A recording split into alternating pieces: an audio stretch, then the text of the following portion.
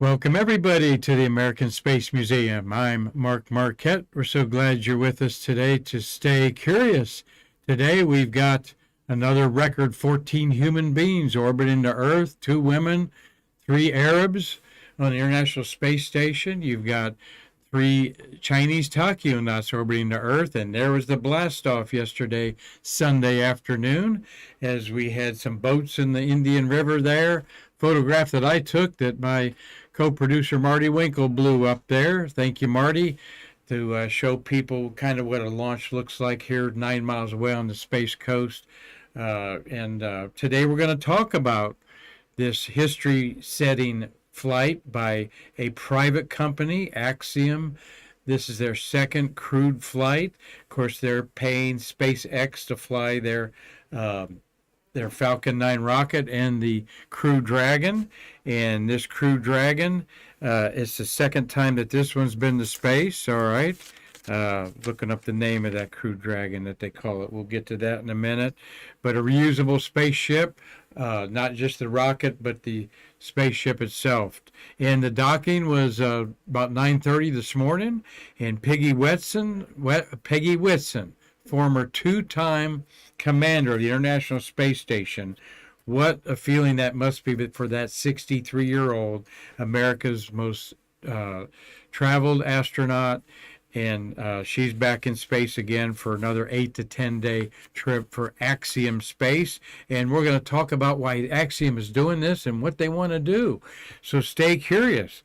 Marty, great to have you on board today. We know Gary Fellman said he'd be watching. Mel Roos, Greg Marcus said they'd be watching today's show. Kathy Izell, A.F. Oliva, and Stormy Clark is tuning into our Stay Curious program today as we kick off episode 821, Marty.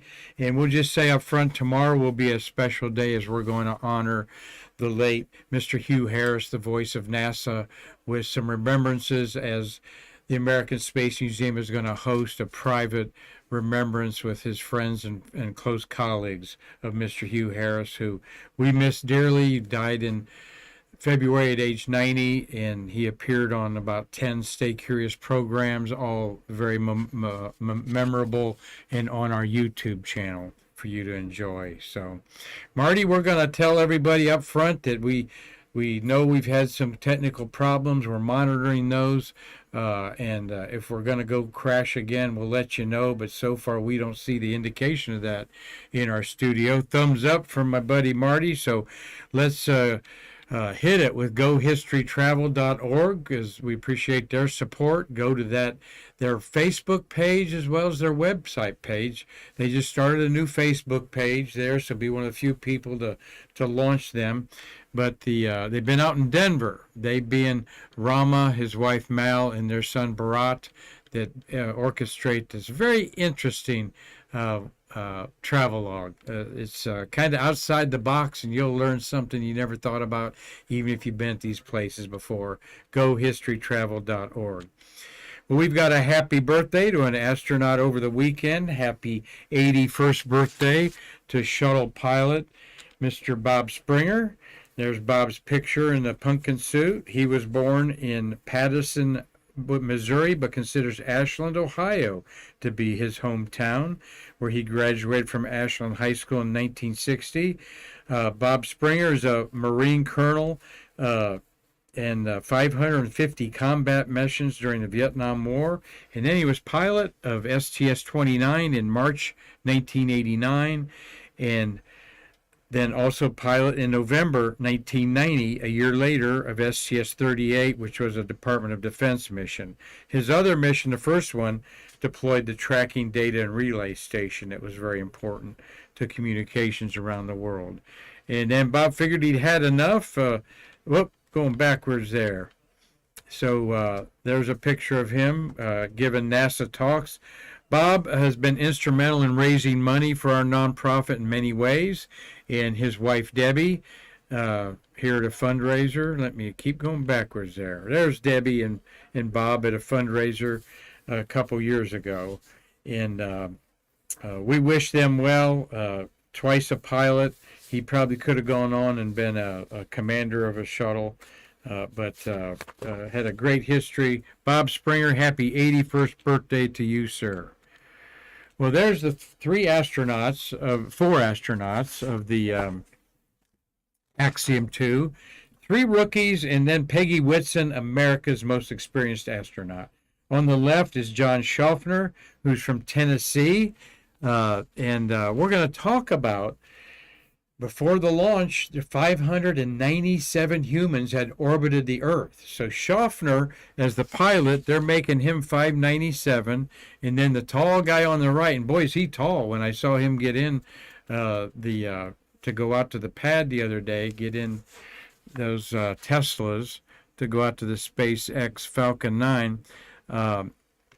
Al-Karni, all right. Al Al-Kari is number 559, flying as Mission Specialist 1. And the lady there is Rihanna Bariwa. Barn, it was how it's spelled, but the N is silent. Bariwa, and she is the 600th human to orbit the Earth since Yuri Gagarin on August 12, 1961. And AX-2 is the second flight for Dragon Freedom, which previously flew Crew 4 to the space station. So we had the Demo 2 flight. Let me talk about that here in a minute as we look at this beautiful launch that I caught some ladies watching it on the shore there between the car there. Marty's blown that up there for us there for our background today. 5:37 p.m. instantaneous launch on a beautiful Sunday afternoon here on the Space Coast. The weather was threatening in the west behind us. That stalled west of Titusville and never did make it to the Cape until a couple hours after the launch. Here is the crew logo there. You got all kinds of things there in the sky, constellations, the pie, you got a gear, you've got a couple instruments there, you've got the DNA configuration and molecules. As this indeed what they're doing and what the first woman from the Kingdom of Saudi Arabia to go to space, what Rihanna's doing is she's a stem cell researcher, and that is what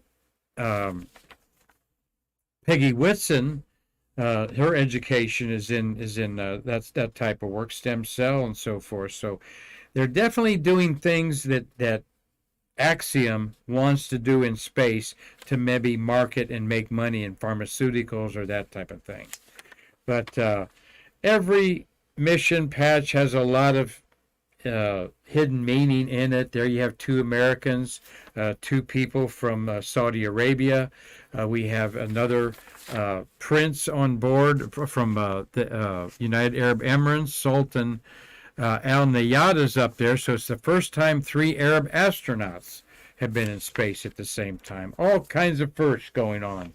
But we haven't hit 15 people orbiting Earth yet, Marty. We've tied, I think, for the 4th time, 14, 11 on the space station, and then you've got 3 tachionauts up there, and we'll see them in just a minute. A little more background to each of these astronauts. Rihanna Barwell, like I said, she becomes the 600th person to enter space, a figure that we do not include suborbital flights. This is based on orbital flights only.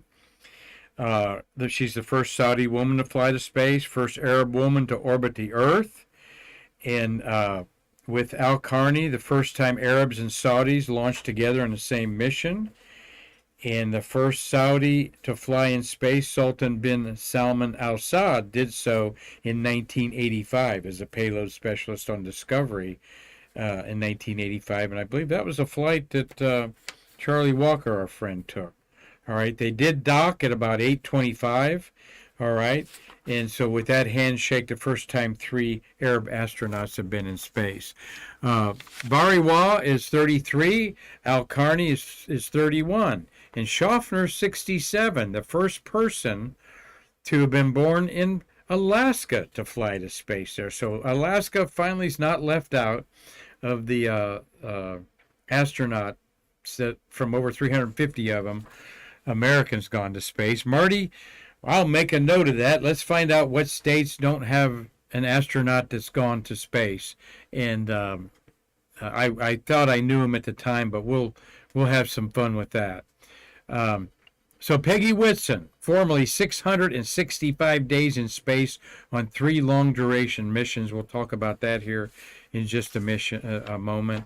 There they are, all happy, ready to go to space. A lot of room in the. They're not cramped like we're used to seeing, even in the Soyuz spacecraft, where they're cramped like sardines in there, for sure. A lot of room in there. Big smiles. It was a nominal launch. That's what you want to hear. Nominal, nominal, nominal. And where did they park? Well, there. I just pulled this off today from the NASA International Space Station. There's your Crew Dragon 6. And then the Axiom 2 Dragon is up there. So think about the pride that Elon Musk must have. Is he's got 2 of his spaceships are docked to the International Space Station.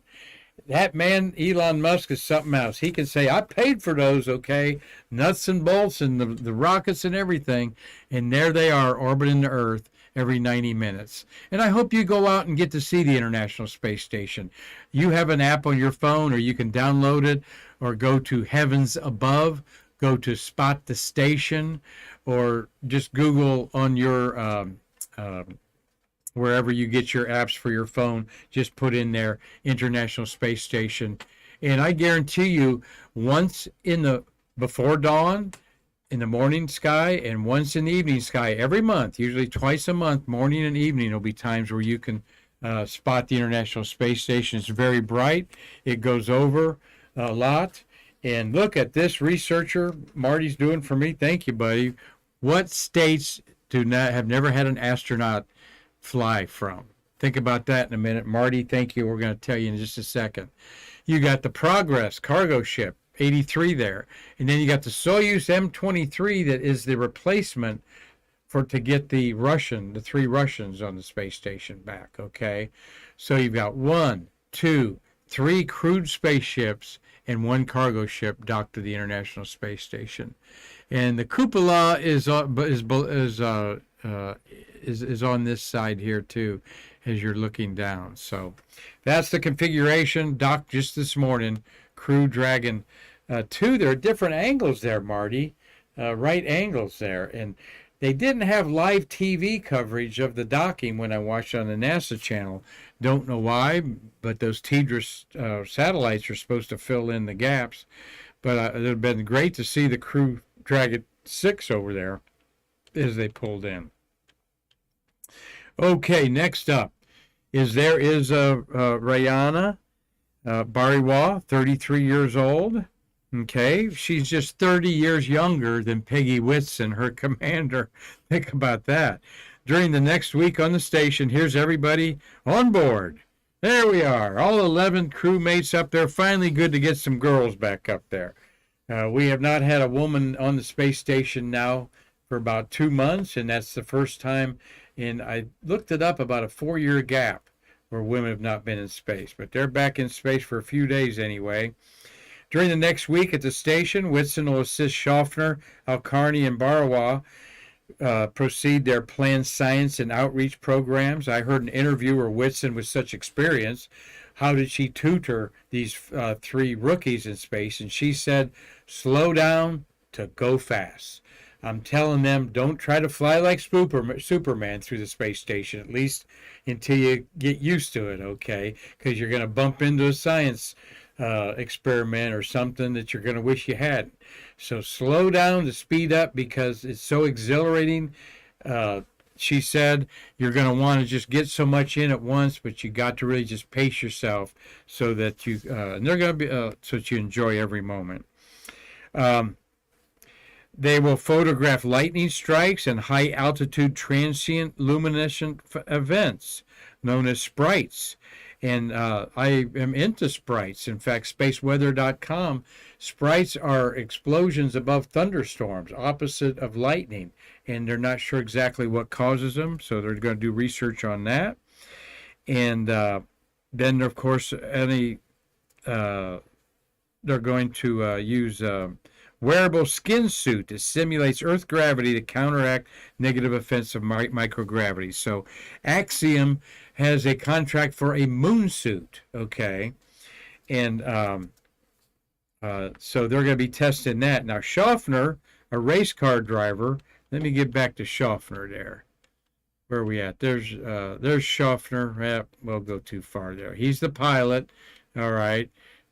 He's there in the middle holding the microphone. He's the first astronaut from Alaska.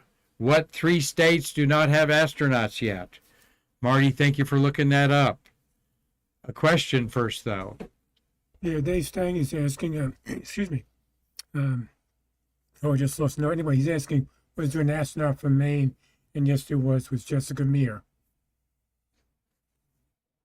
Astronaut from Maine is Jessica Meir? Yeah. Okay. Didn't know that, but Marty's looked it up. Nevada, Vermont, and Wyoming do not have astronauts from that state. So they can't even claim one that was born somewhere else and moved there. Marty, or they probably would. But that's interesting. Nevada, Vermont, Wyoming, void of astronauts. So come on, you kids, learn your STEAM, become an astronaut from your states there. And thank you for checking that out, Marty. A fun fact here on Stay Curious. Well, let's see. What are they doing up there? Also, they want to perfect some of the techniques that Axiom is going to use when they start building their addition. They're going to build an addition on the International Space Station. Then they're going to take that build and take it away from the space station and then want you to pay money to go up to it. All right. We'll show you that in just a second. Got to talk about the 3 Chinese up there, the Takyonauts. One's getting some exercise there. They're kind of they're being prideful, that the Chinese are, that their space stations are less cluttered with wires and so forth. They're using a lot of Bluetooth technology. And that's what the communication, by the way, of SpaceX is Bluetooth technology. No wired headsets or Snoopy caps like Apollo 10 was using 53 years ago on its journey to the moon and back. So there's the launch. Now, just to give you an idea, Tiangong, the Heavenly Palace, is about like the Mir space station, okay? The Russian Mir space station that's long gone. It's got 3 cylindrical modules attached to it, a cargo ship and a human spacecraft. So Shenzhou is the name of their spacecraft. So in comparison, it's about 1/3 the size of our International Space Station. Occupancy size, though, it's probably got maybe about half of the volume for people to move around. Now, Axiom is going to add 4 segments to the International Space Station near the Japanese module Kibu, a docking port. And they're going to have this beautiful, look at that, their cupola with the petals covering it up there when they don't want to look at it. But these modules are going to be added starting next year, all right? Not sure if SpaceX is going to launch them up there, but someone's going to have the contract. These are going to be habitats that are going to be livable for decades. And then they're going to detach from the International Space Station. You're going to be able to buy a module like this where you're going to float around and enjoy. Why do you need a chair? You don't need a chair, Marty. Just sit where you're at there. They got some handrails there to look out. You got a TV set there. I'm sure they'll have some sort of a replicator there to push a button and get you a ham sandwich and hot coffee. But then they're going to separate, and this is what it's going to look like separated. Now, the big structure on top that cuts off up at the top is the solar panels for the power station there on the Axiom Space Station. Don't have a name for it yet, but that is going to be exciting, huh, Marty? And honestly, this is what's fun about doing Stay Curious, is I have to learn things like this to share with many of you. Maybe it's old news to you, but many of us don't realize that Axiom is going to add in addition to the International Space Station starting later this year, but in 2024, hopefully have it complete. And then after a few test runs, have its own autonomous power station. It's going to sell you this room, and then you're going to be orbiting the Earth on your honeymoon or 50th wedding anniversary or whatever. Well, let's take a look at Peggy Whitson, America's most experienced astronaut. Thought it'd be fun to talk a little bit about her. Oh, one other thing before we leave the gang that's orbiting the Earth. The two Arab astronauts are bringing their coffee, Saudi coffee and dates to share with the astronauts, said Barwa and Al-Karni. And of course, they've got jewelry with them. Whitson is flying her necklace that she wore at her wedding to her husband, Sam. And then she flew it on her 3 previous missions. So she's got this necklace that's been with her all 667 days and counting.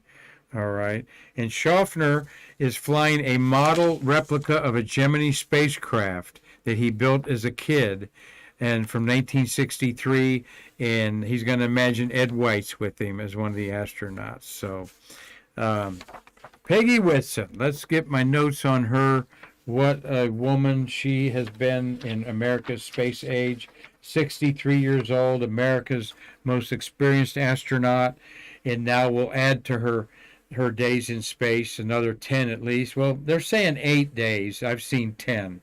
She was born February 9th, 1960 in Mount Airy, Iowa, growing up on a hog farm outside of Beaconsfield, Iowa. She watched the Apollo 11 moon landing in 1969 at age 9 and realized she wanted to be an astronaut, which she did become in 1996. She has set the amazing records, the most cumulative time in space held by an American, 68 days tomorrow and counting. The oldest woman to go to space at age 63, she held that at age 57 a few years ago. The most spacewalks by a woman, 10. And she held the record for the longest single spaceflight at 289 days until Christina Koch broke that at 328 days. She has 10 extravehicular activities or spacewalks, ranks 4th in the list in time, and the oldest woman to do a spacewalk. And when STS-120, commanded by Pam Melroy, docked with the International Space Station in 2009, it was the first time that 2 female commanders had been in orbit at the same time. So here she is. Here she is with her husband, Sam. They've been married 35 years. Clarence F. Sams is the director of the Cell and Molecular Research Laboratory in Houston. So he's doing cell research that she's been doing and that the Saudi astronauts are doing up there. So obviously there's a big connection there. Sams received he began working as a research biochemist for NASA in 1967. And then he worked in the position and advanced all the way up to the top to become one of the top biochemists within the company.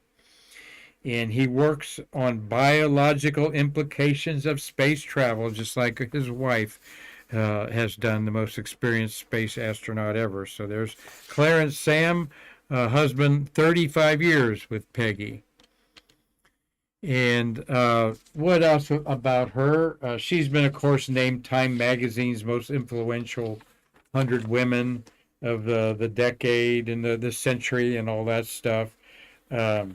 What Axiom is doing is really amazing. That the molecular research, I think, is with bone cell research Peggy's been involved in. So this is really amazing, I think, that what Axiom is poised to do. Whitson was also the NASA chief of the astronaut office in 2009, and she was the first female and first non-pilot to serve as chief astronaut. And she went back to go on active flight status in 2002. Twice she's been the commander of the space station that she's just now a participant in. So, and she might go to space again, Marty. She's not going to do a spacewalk on this time, okay? But she is lead commanding the Dragon there. So we hope that James Dodd has enjoyed this. Thank you, James, for staying curious. We were looking at Peggy floating in space there, like she knows how to do so well. Imagine every time you went to space, you went to a space station, Marty. That is so cool. I know Carlton Bailey and Doug Forrest think that's cool. Jason Mellon's watching. Dave Stange, thank you for your question. Tom Usiak and Robert Law are our faithful watchers. Craig Donaldson's on air. Cynthia Rossi, Mark Warabitz. Thank you, Mark, for watching. And we got David Bryant. And then we've got some of our Stay Curious followers, Daniel DeYoung, Larry Pushkar, and Bill Whiting. And, of course, Larry and Bill are up there. Glad to be thawing out in the month of May in Michigan. I love the month of May in my home state of Ohio. The puffy cumulus clouds, everything's green and lush, and you're not looking back for a few months. So here's somebody looking back. I wonder how long it took her to get to that cupola and get a little meditative time there. What a beautiful shot of Peggy reflective there on the International Space Station. So as we're thinking about the space station, built of course by the Space Shuttle in those 35 missions, we've had 10 missions in the month of May. All right, we've got in the month of May of these 10 missions, would you believe 6 of them are orbiting the Earth right now? And this is a chart that my boss Karan Conklin and I created. And on March 23rd, we have 39 astronauts can say, I orbited the Earth on May 22nd. Those are on board STS-125, 132, 84, 134, STS-77, and STS-101. 6 orbiters all orbiting the Earth on this date in space history. And I love looking at that, and I love thinking about that, juxtaposing all the science, everything going on in these space stations right now that 20 years later is happening that for 20 years has been continuously happening on our International Space Station right now. So think about that, all these national assets flying in the air on this date in space history. So, well, let's see. Anything at Marty? We will tomorrow announce to everybody that we're going to honor the late Hugh Harris, who died in February at age 90, a great friend of anyone who ever met him. And we have they're going to inter his ashes at the Cape Canaveral Cemetery, just up the road here in Mims, a national cemetery. To me, Marty, it looks like Arlington National Cemetery, about not even 1/10 the size, of course, but it's a beautiful military cemetery. The family's going to inter Hugh up there and then come down to the American Space Museum from 3 to 5. This is not a public event. So his friends and colleagues have been invited, but you can join it publicly at 4 o'clock as Stay Curious is going to broadcast with some of his friends and family comments about the late Hugh Harris, who just was such a fast friend to myself, being a journalist, and I dearly miss the man. He gave us 10 or 12 wonderful Stay Curious episodes while he was here, and we're going to honor him and hear some great comments. I have heard from astronaut and our NASA Deputy Director Bob Cabana has sent some words to us. Bob Crippen, the great astronaut of STS-1, also wants to send some comments, and we'll have a lot of words from other people about Hugh Harris, age 90, the gentleman lived to, and rest in peace, our good friend Hugh. So, Marty, we got something else. Steve Hammer says hi, and Go History Travel, thank you for supporting us. Marty, I don't know if, let me try it here. Yeah, oh, we fought it. I'm going to pass out. We didn't have any glitches at all today, Marty. And we did try, maybe that's the fix, a little thing that we did there. But we appreciate everybody supporting the American Space Museum with your contributions that you can make on our website or by watching our Stay Curious program here. Tell your friends. As you see, we do space history, astronaut birthdays, and bring things to the forefront. 600 human beings. That's all, Marty, that have been launched since Yuri Gagarin in 1961. In all of eternity. Pardon me? In all of eternity. For all of eternity, as Hugh Harris said. Exactly. Great.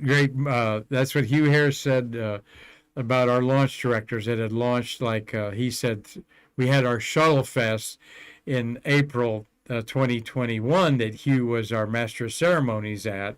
And we had 3 launch directors, Mr. Jim Harrington, Mike Leinbach, and Bob Seek. And Hugh said that they had in their lives launched all 75% of all the spacemen and human In all of eternity. in all eternity. Yes, and that's true.